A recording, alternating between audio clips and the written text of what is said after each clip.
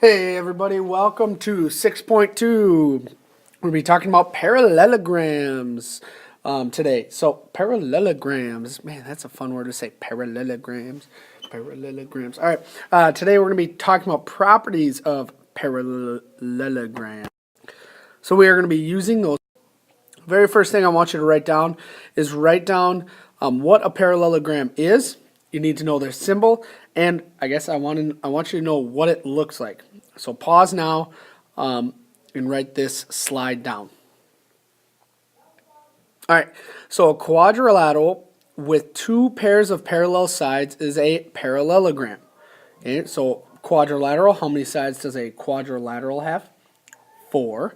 Okay, and then it means to write the name of a parallelogram, you use the symbol, and it looks kind of like a rhombus, I guess. It's kind of just tilted a little bit to the right, and you can notice down below it says this is parallelogram ABCD, and AB is going to be parallel to CD, BC is parallel to DA. All right, so when you look across here, okay, we have two pairs of parallel sides, one here and the second one here. Both sides are going to be parallel. Okay, let's look at one after this theorem. Okay, so when we look at this theorem, it says if a quadrilateral is a parallelogram, then its opposite sides are congruent.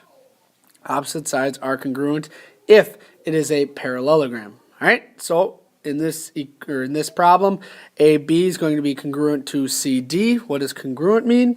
Same measure. Okay, and BC is congruent to AD. Now let's try a problem. Okay, so if we look at ABCD is a parallelogram. That is a key piece of information right here. Okay, because we know that previous theorem on the last slide that gives us a great deal of information, and we are able to do this problem. It says BC is equal to 11 and DC is equal to 7. We want to find AB and AD. Well, according to the last slide, use that slide to see if you can find BC and DC. Give this one a shot. All right, so looking at that last slide, we know that opposite sides are going to be congruent. Okay, we know that BC is going to be congruent to AD. We also know that AB is going to be congruent to CD. So because of that, we know that BC is 11, DC is 7. Okay, other pieces of information we know that BC is going to be congruent to AD. We also know that if BC is 11, we can plug that in. So AD needs to be, or is 11. Okay, on the other side, we have AB is going to be congruent to DC. So because of that, we know that DC is 7. Plug that in there. We know that AB is going to be 7. Okay, as simple as that. You just know that the other sides are going to be congruent, so you can plug those numbers in and set them equal to each other. All right, next slide.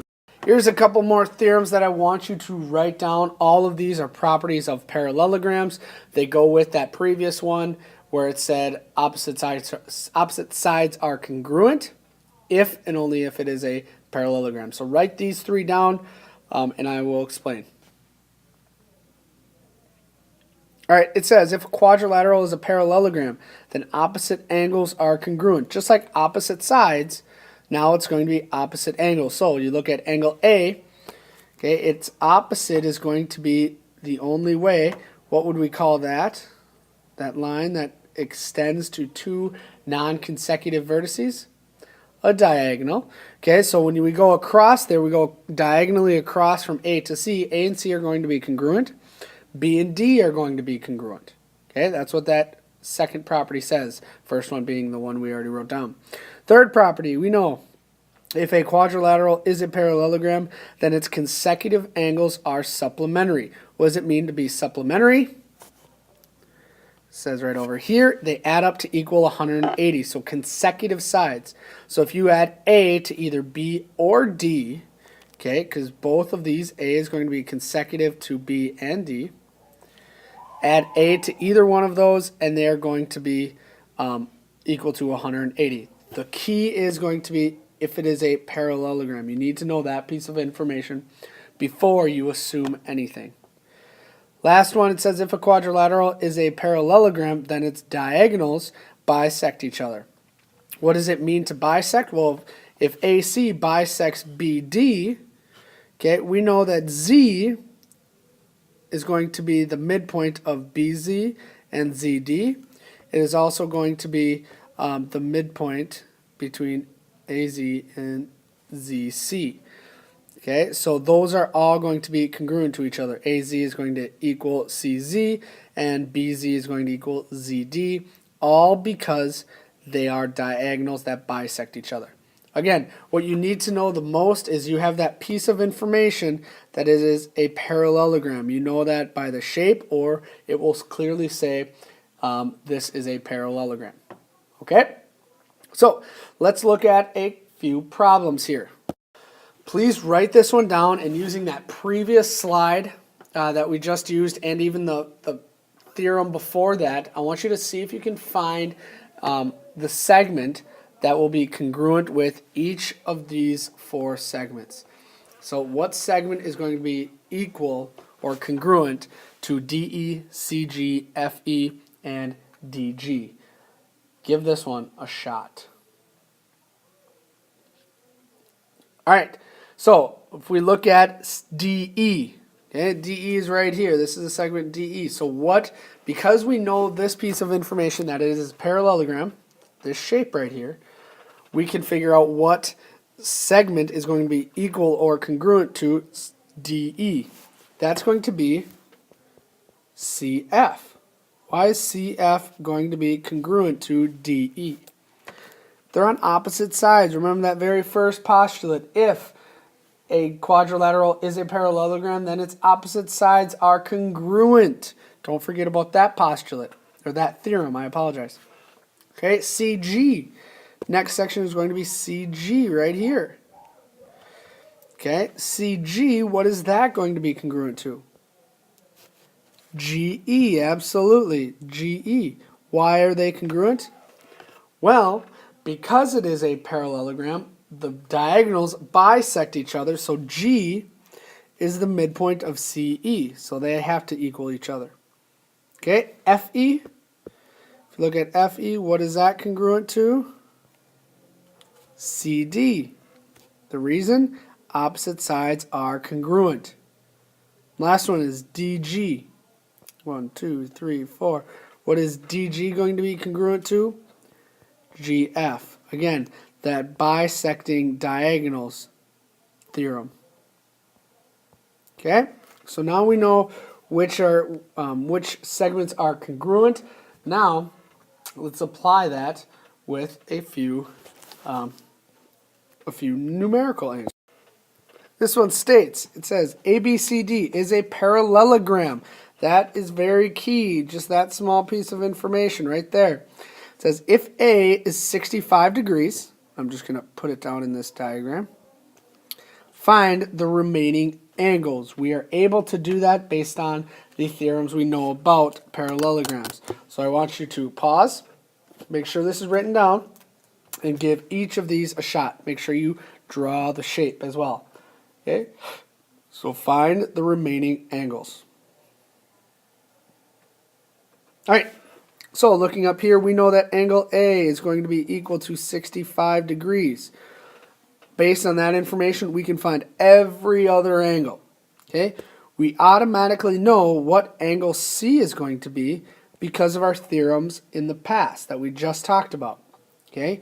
On past slides. Okay? So C, it is on the opposite side of this parallelogram. So when it's on the opposite side of the parallelogram, what do we know about it? They're going to be equal.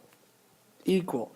So angle C is going to be 65 degrees. Now, we know that B and D, those are our consecutive angles. But because they're consecutive angles, we know that they're not going to equal 65. But what do we know about consecutive angles? They are supplementary. Okay, they are supplementary. So angle B is going to be supplementary to both A and C. We know that because they're all consecutive. Okay, so how do we know, or what is supplementary? Well, you just take 180 minus our 65. Okay, supplementary, they add up to equal 180. If we take 180 minus 65, we get 115 degrees. Okay, so because we know that what that is, now we can definitely say what angle D is. Before we didn't know what angle B was because we had to calculate it out, we had to subtract it out from 180, but now we don't need to calculate. Okay, we don't need to do anything. We can just fill in what angle D is because there it is opposite of angle B. Remember, our quadrilateral says opposite angles are congruent. If it is a parallelogram, we know it's a parallelogram. Angle D has to be 115 degrees. Perfect. All right, I hope you understood that one, which I know you all did. If you have any questions, make sure you ask. Here is the last problem of the day. Last problem of the day. Okay, WXYZ is a parallelogram. Find YZ. Okay, I want you to try to do this by yourself. Pause now and we will check to see if you got the correct answer. All right, so looking at this, because we know we are finding YZ, and because we know it is a parallelogram, YZ, what do we know about YZ? Well, it has to equal WX, remember, because WX is on the opposite side of YZ, so because of that, they have to equal each other. Now, what do we know what YZ is? Well, it's 8A minus 4. What do we know WX is?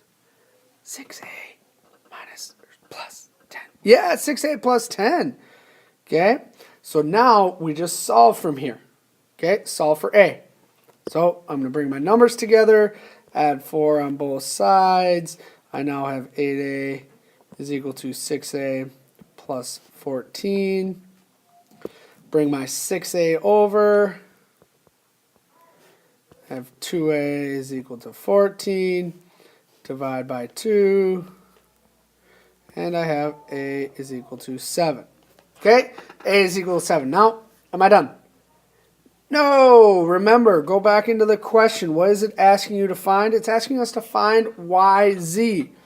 So what do we know YZ is? We know YZ is 8A minus 4. Well, we already know what A is. A is 7. So if we plug 7 in there, because that is technically A, 8 times 7 is 56 minus 4. Our answer is going to be 52. Okay, now, do we need that degree symbol? Nope, we don't need a degree symbol. We're just finding what YZ is, which is a segment. So 52 is just equal to YZ. Awesome. Okay, I hope you understand this topic. If you do not, please find me and ask me so I can answer your questions. I do not want you to be lost in parallelograms. Okay? Awesome. Have a great day. I will see you later.